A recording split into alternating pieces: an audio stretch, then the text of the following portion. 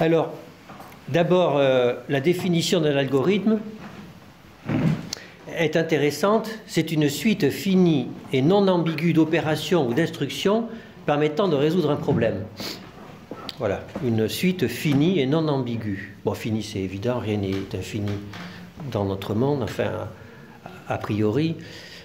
Non ambigu, ça veut dire, on voit derrière la pensée mathématique, hein, non ambigu, c'est qu'il faut que tout soit bien défini. Et vous voyez déjà, le problème qui peut se poser en médecine, c'est que l'absence d'ambiguïté en médecine n'est pas quelque chose qui va forcément de soi. Donc on voit déjà que que beaucoup de choses vont se situer autour de là, permettant de résoudre un problème. Et là, en médecine, il y a plein de problèmes à régler. Donc, voilà. Alors, attendez, redites suite finie et non ambiguë.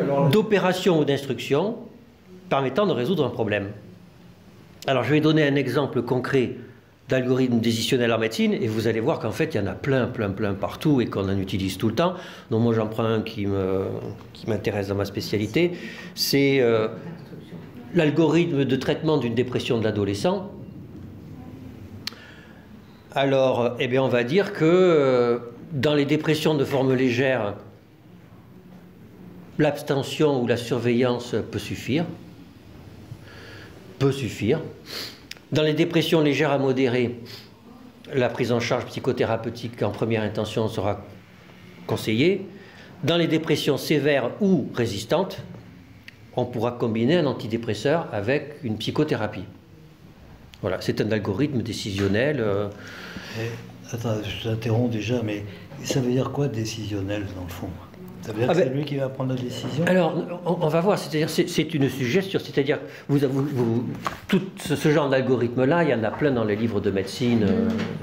C'est-à-dire, on voit bien qu'on suggère aux médecins que dans la dépression, pour traiter la dépression d'un adolescent, c'est l'organigramme que l'on devrait utiliser, mais je vais revenir sur le devrait utiliser. L'algorithme que l'on, enfin l'organigramme, l'algorithme, la règle de décision qu'on devrait adopter est celle-là.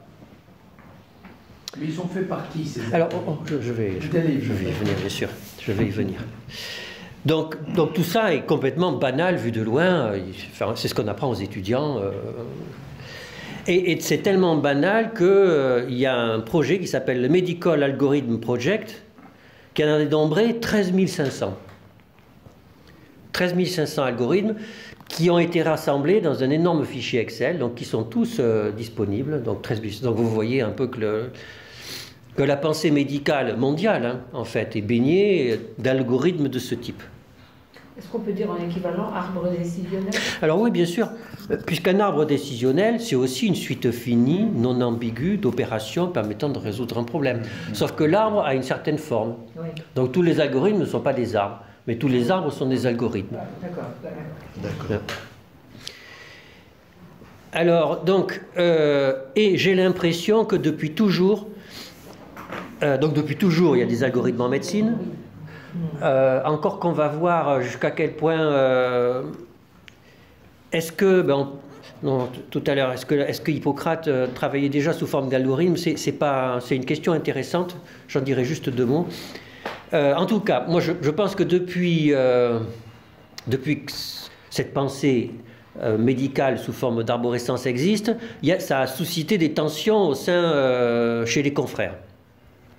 Vous savez, en disant que la médecine, c'est pas ça, quoi. La médecine, c'est pas des arbres, etc. C'est des sujets. Enfin, ce discours-là, c'est vraiment quelque chose d'important. J'ai même un collègue cardiologue de Cochin qui dit une phrase que j'adore: la clinique commence là où les recommandations s'arrêtent. Donc les recommandations, c'est un peu les algorithmes, quoi. C'est-à-dire que, voilà, donc quand il y a des algorithmes, ça va, mais la vraie clinique, c'est quand il n'y a pas d'algorithme et qu'on se retrouve dans une situation, en fait, qui échappe à tout ça, que c'est là qu'il y a le vrai métier de clinicien. Alors donc, les questions auxquelles je vous propose de répondre, c'est pourquoi cette tension ? Est-ce qu'elle est légitime? Comment sont faits les algorithmes? Et puis, quid de ce qui arrive aujourd'hui avec le machine learning, le deep learning, avec la judiciarisation de la médecine, l'arrivée des assurances, la notion d'efficience et tout ça qui va être en lien, et d'opposabilité des pratiques, hein, qui va bien sûr être confrontés avec cette notion d'algorithme, et là on est en train en plein de vivre ça. Alors cette tension, et je pense qu'il faut vraiment avoir en notion pourquoi en médecine il y a des collègues qui sont fascinés par les algorithmes et des collègues qui les détestent. Juste pour vous donner un exemple, quand j'étais interne, ma chef de clinique un jour me fait fait la visite, me dit mais ton patient Jacques, est-ce qu'il va mieux? Je dis oui, il va mieux, ce matin il va mieux. Est-ce que tu as passé l'échelle de dépression de Beck, donc, qui est une forme d'algorithme, puisqu'en fait on répond à des questions et on fait la somme, et si c'est plus de 15 alors, donc on est... Bah, je lui dis ben non, si tu n'as pas fait passer l'échelle, comment tu peux dire qu'il va mieux? Parce que je l'ai vu, et que j'ai vu qu'on a discuté, et que je te dis qu'il va mieux. Donc vous voyez l'opposition vraiment qui était épidermique entre des cliniciens qui ont besoin d'étayer leur pratique par une pensée opératoire et des cliniciens pour qui c'est insupportable. Alors ça vient d'où ça? En fait, et ça c'est quelque chose de... En fait, vous savez... On pourrait parler de Pascal et de l'esprit de finesse et de géométrie, mais déjà, il y avait déjà ça, hein, c'était déjà même chez les Grecs, il y a un peu ça. Depuis toujours, les philosophes et aujourd'hui les psychologues considèrent qu'il y aurait deux façons de traiter l'information. Donc une, l'esprit de finesse, qui permet de capter les choses dans leur subtilité, et l'autre, l'esprit des géométries, qui les conceptualise et les opérationnalise. Alors vous me direz ça c'est de la littérature, etc. Mais vous savez que le prix Nobel d'économie Kahneman, qui est un psychologue, a la moitié de ses travaux autour du traitement de type 1 et de type 2 de l'information. Donc il dit que quand les humains prennent des décisions, et donc vous imaginez pourquoi c'est important en économie, puisque l'acteur économique prend des décisions, donc ça a été beaucoup modélisé par les économistes, qu'il y aurait des prises de décision rapides, intuitives, et des prises de décision calculées, lentes. Et donc, il y a plein de manips de psychologie expérimentale qui étayent ça. Et vous comprenez pourquoi c'est important en médecine, c'est que, bien entendu, en médecine, il y a des prises de décision qui doivent être faites dans l'urgence. Hein.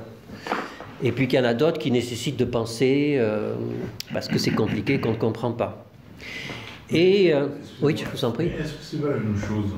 L'un étant plus pratique, et l'autre étant peut-être plus subtil, inconscient, oui, alors, mais en définitive correspondant quand même aussi à un certain nombre de cases.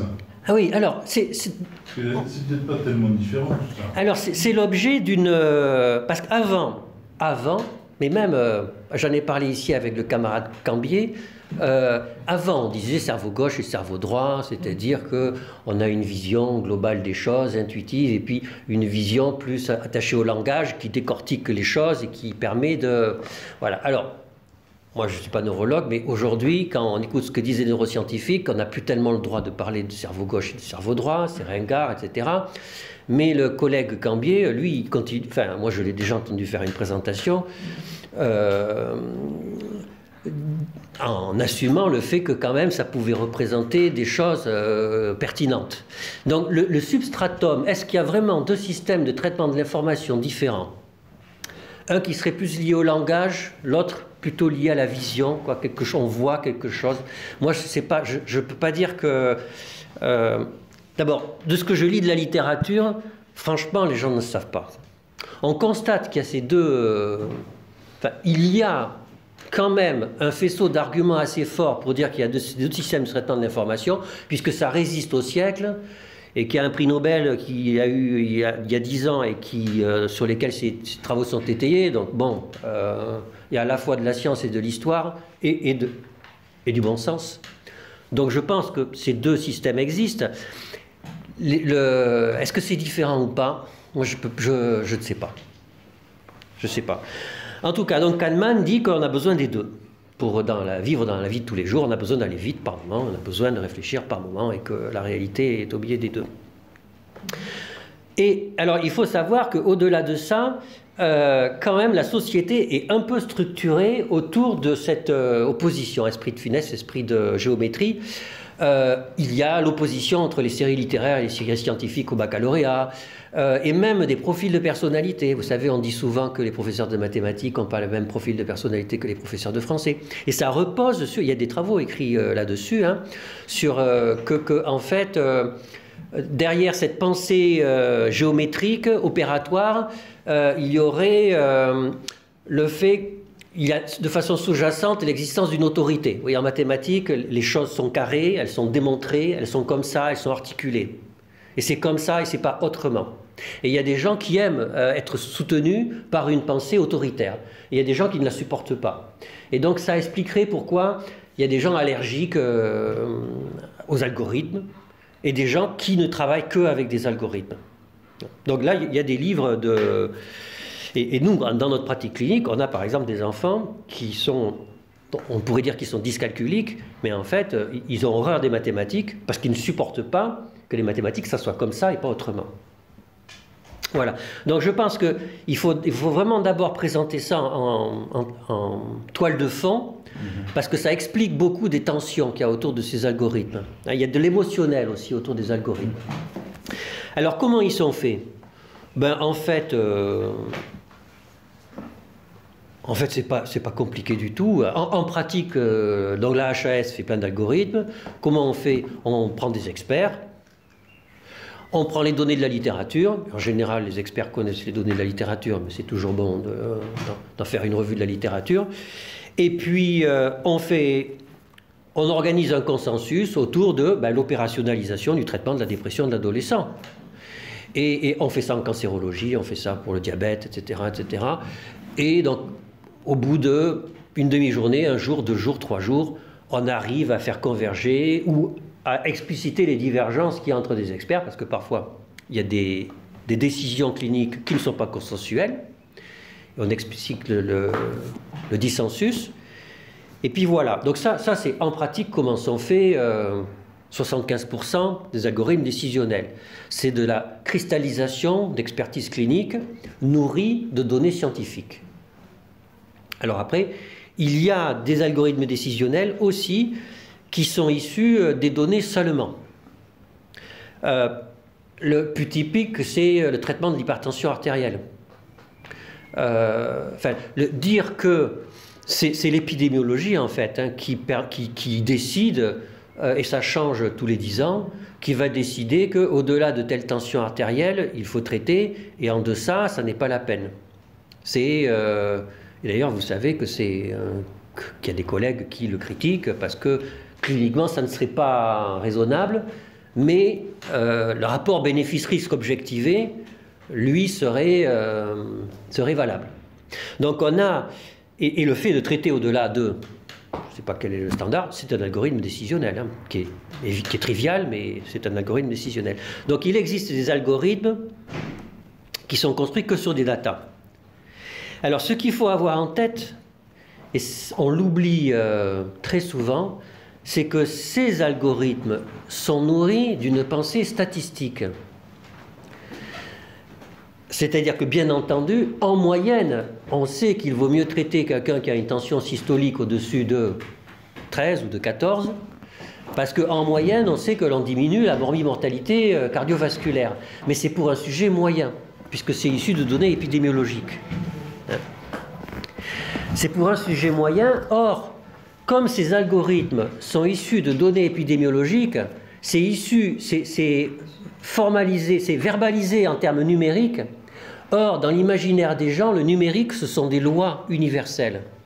Et donc, on passe d'une constatation qui est, en moyenne, il est préférable de traiter quelqu'un qui a une tension artérielle systolique au-dessus de 14, etc., etc., à il faut traiter pour tout le monde.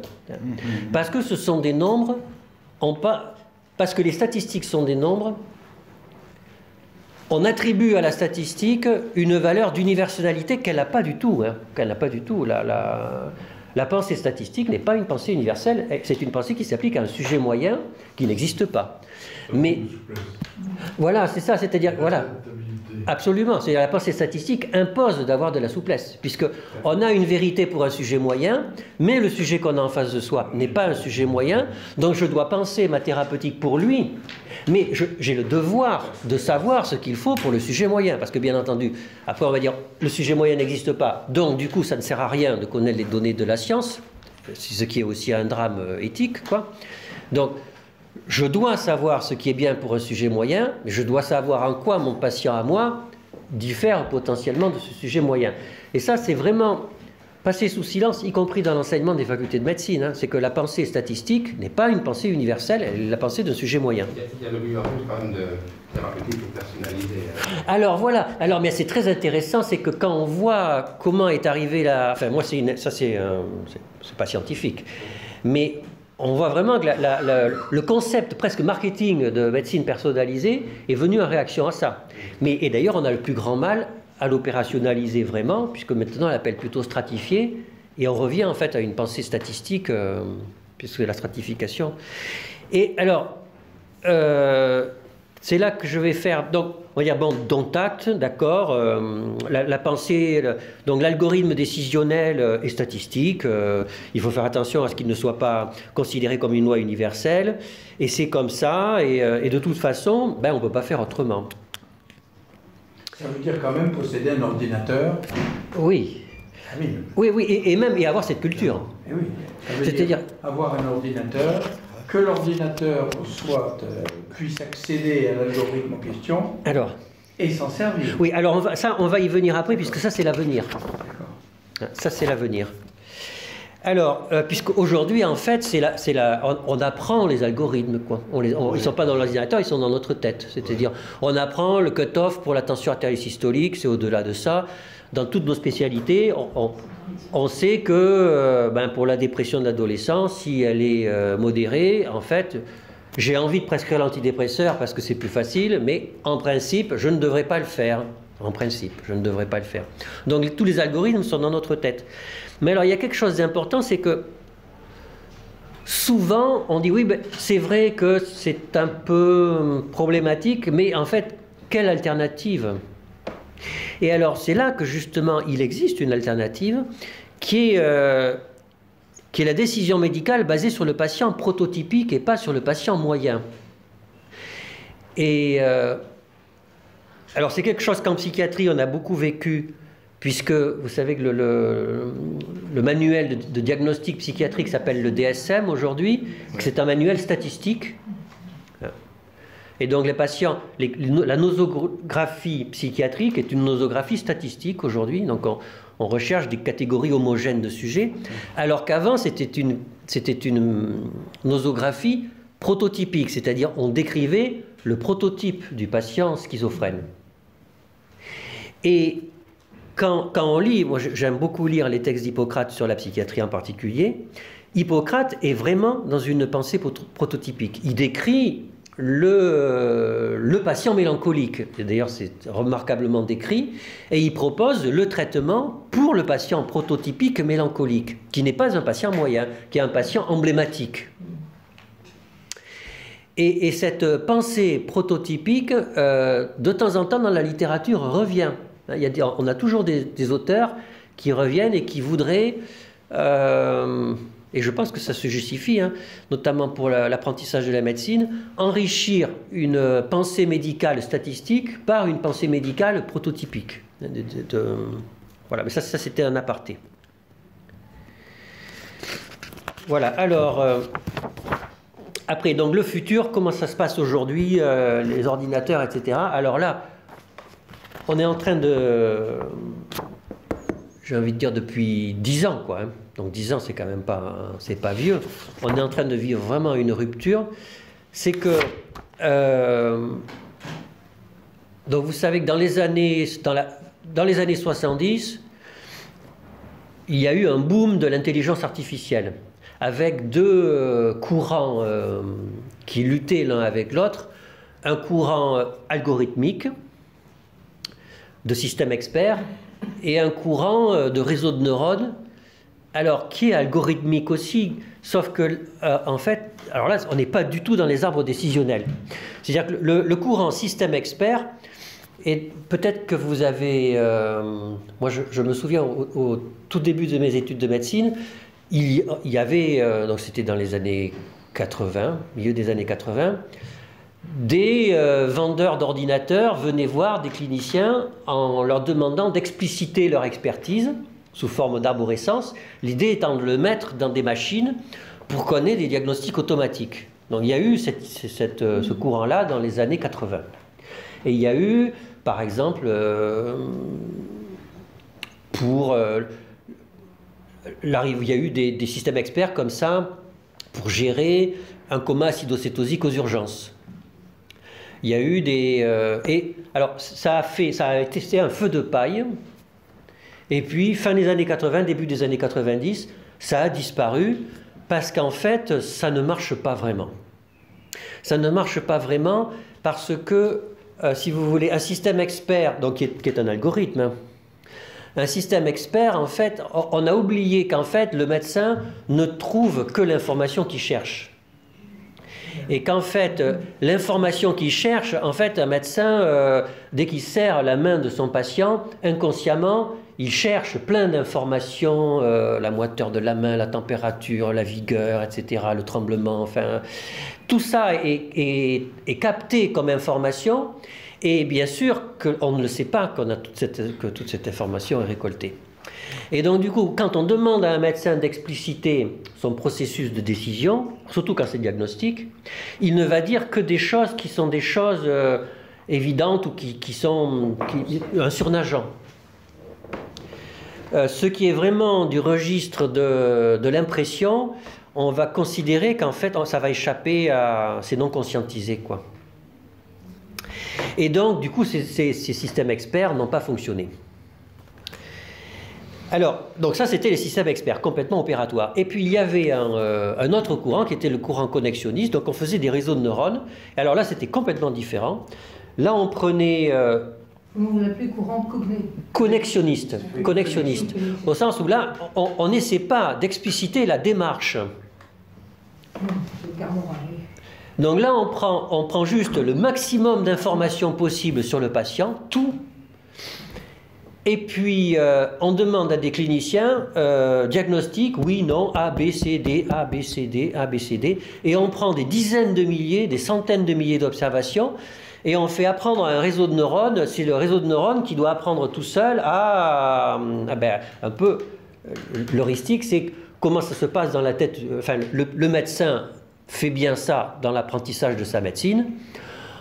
On simule un cerveau de façon à ce que ça va fonctionner de la même façon.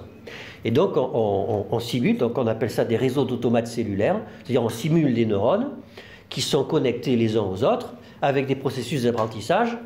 Et donc ça a été tenté aussi dans les années 80. Et alors, le problème, c'est que ces réseaux de neurones convergent vers une solution, et en général, cette solution n'est pas bonne. Et donc, ces reconnaissances ces algorithmes décisionnels, enfin, oui, ce sont des algorithmes, mais non arborescents, ça fonctionne pour trouver les chiffres des codes postaux sur les enveloppes, etc., sur des choses assez simples, mais pas pour des choses trop compliquées. Et donc, ça a été abandonné aussi. Et puis, il y a eu donc une révolution il y a 10 ans, un papier paru dans la revue Science, où en fait, un auteur, un spécialiste des réseaux de neurones, a trouvé comment faire converger un réseau de neurones vers un maximum global. C'est-à-dire, il a réussi à surmonter la difficulté qu'il y avait à faire estimer un réseau de neurones pour pouvoir mettre en œuvre ces systèmes de simulation d'un processus humain. Et c'est à la suite de ça qu'est arrivé Google, Facebook, etc. Enfin, là, maintenant, quand vous tapez une requête sur Google, vous avez une analyse de la contenu de la phrase et vous avez derrière ce qu'on appelle du deep learning, c'est-à-dire des réseaux de neurones artificiels qui analysent ce que vous dites et qui mettent du sens et qui vous proposent une réponse. Il faut être honnête, cette réponse est redoutablement efficace. C'est comme ça qu'ils ont analysé les phrases de Trump. Oui, les phrases de Trump, etc. Et donc là, Donc vous voyez qu'on rentre dans un domaine d'algorithmique qui n'a absolument plus rien à voir. C'est-à-dire la puissance de ces algorithmes a complètement changé à tel point que donc non seulement donc, il y a des ordinateurs qui arrivent à battre les humains à jouer au jeu de Go, etc. Et c'est avec des réseaux de neurones. Hein. Mais bon, la médecine, c'est pas du jeu de Go. Mais donc IBM a fabriqué un ordinateur qui s'appelle Watson. Ouais. Ils sont en train d'auditionner à côté la personne d'IBM. Ah oui. Le travail mathématique et big data. Ben oui, c'est ça, bien sûr. Juste à côté. Et donc, Watson, donc c'est IBM. Donc ils ont fait un ordinateur qui mélange analyse textuelle, deep learning, etc. Ça coûte horriblement cher. Et cet ordinateur a eu beaucoup de succès parce qu'il a remporté un jeu télévisé. Jeopardy. Voilà. Il a remporté un jeu télévisé. Voilà. Mais qui est un jeu télévisé? Alors, c'est-à-dire que c'est, par exemple, quel était alors, le présentateur dit quel était le prénom de la fille aînée de Louis XIV. Et l'ordinateur répond le prénom de la fille aînée de Louis XIV.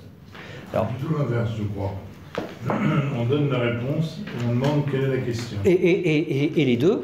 Alors, on a l'impression que c'est simple, mais en réalité, c'est horriblement compliqué parce qu'il faut analyser la phrase, il faut comprendre que c'est une interrogation. Enfin, c'est quelque chose qui est horriblement compliqué, mais qui marche. Et donc, IBM donc, a construit ça, a eu un succès d'estime, et après s'est demandé comment transformer son succès d'estime en succès commercial. Et il l'a décliné. Absolument, et il a décliné en particulier dans le domaine de la santé. Eh oui. Dans le domaine de la santé, c'est sa cible numéro 1, et il a déjà vendu à plusieurs centres anticancéreux, donc où on met, et c'est deep learning, c'est-à-dire on met dedans, en vrac, des livres de médecine. Donc Jeopardy, ça a été fait avec Wikipédia en fait. Hein. Ils ont pris tout Wikipédia, qu'ils ont mis qu'ils ont stocké, et ils ont extrait du sens à partir de réseaux de neurones. Eh bien, on met des livres de médecine, et il y en a plein, et on les fait digérer par des réseaux de neurones, on met des analyses textuelles, et un médecin dit, ben voilà, j'ai une numération sanguine à temps, une altération de l'état général, et l'ordinateur répond en 10 secondes, par ordre de fréquence, ça sera telle pathologie, telle pathologie, telle pathologie, telle pathologie. Et on l'a déjà sur Google. Hein. Alors, on l'a déjà sur Google, mais ça marche. Disons, je ne me sens pas en danger avec... C'est-à-dire qu'effectivement, les patients le font sur Google. Hein. Oui, ils tapent mon fils il bouge, etc. Donc, on l'a déjà un peu. Mais là, c'est... Alors, là, non seulement ça... c'est susceptible de marcher bien, voire mieux qu'un médecin lambda. Et en plus, ça va être utilisé pour du soin. Alors, avec là, plein de... C'est là que je reviens à mon introduction, et puis j'ai quasiment fini. Hein.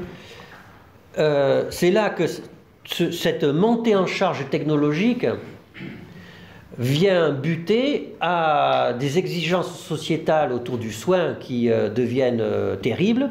1 en termes d'efficience, 2 en termes juridiques, 3 en termes de sécurité, 4 en termes de qualité et 5 en termes d'opposabilité. C'est-à-dire que vous êtes tous au courant que maintenant on entend d'un médecin que non seulement ce qu'ils disent, bon, alors on va pas dire on ne demande pas aux médecins qui disent il n'y a pas encore d'obligation de résultat. Voilà, il n'y a pas encore d'obligation de résultat, mais on s'en rapproche un peu. On n'est pas tenu de donner le bon diagnostic d'emblée, encore que voilà. Mais il y a une exigence de sécurité absolue. Il faut que ce que l'on propose comme décision soit opposable aux bonnes pratiques. C'est quasiment quelque chose de... Enfin, si jamais il y a un souci et que ce qu'on a fait ne correspondait pas aux bonnes pratiques qui sont quelque part des algorithmes, alors on est susceptible même d'avoir un problème juridique. Hein. Et puis, les problèmes d'efficience, qui est que on est tenu de proposer des choses qui sont coefficaces. Ouais. Et la coefficacité, bien sûr, c'est aussi une autre façon, enfin ça rentre en ligne de compte avec les algorithmes aussi. Et donc, là-dedans, et quand on arrive... Alors, avant, il n'y avait pas d'alternative à la décision du clinicien. Donc, la société était bien obligée d'accepter le fait que ça se passe un peu comme le clinicien disait, et qu'il y avait l'aléa thérapeutique, etc., etc. Mais là, si Watson, qui gagne Jeopardy, est capable de donner des choix thérapeutiques et de faire des diagnostics, et qu'en plus, lui, il est reproductible, lui, on peut même lui mettre des données socio-économiques dedans, etc., etc. Lui, on peut même mettre des contraintes opposables dans Watson, parce que lui, il n'a pas de problème éthique, c'est-à-dire qu'il est programmé. Donc là, il y a un véritable enjeu. Et pourquoi il y a un vrai souci? C'est qu'il y a une méconnaissance complète de ce que c'est la pratique clinique par la plupart des décideurs, que ce soit des industriels ou des politiques. C'est que... et ça c'est un effet, malheureusement c'est un effet indésirable de la très grande scientifisation de la médecine moderne, occidentale, c'est qu'on est tellement nourri de science que dans l'imaginaire collectif, la médecine est devenue une pratique scientifique. Et que donc il y a des choses vraies, fausses, correctes, pas correctes, etc. En fait, c'est comme dans la science, quoi. Alors que ça n'est pas le cas. Ce n'est pas le cas. Des pans entiers de notre pratique échappent à la science, et que c'est quelque chose...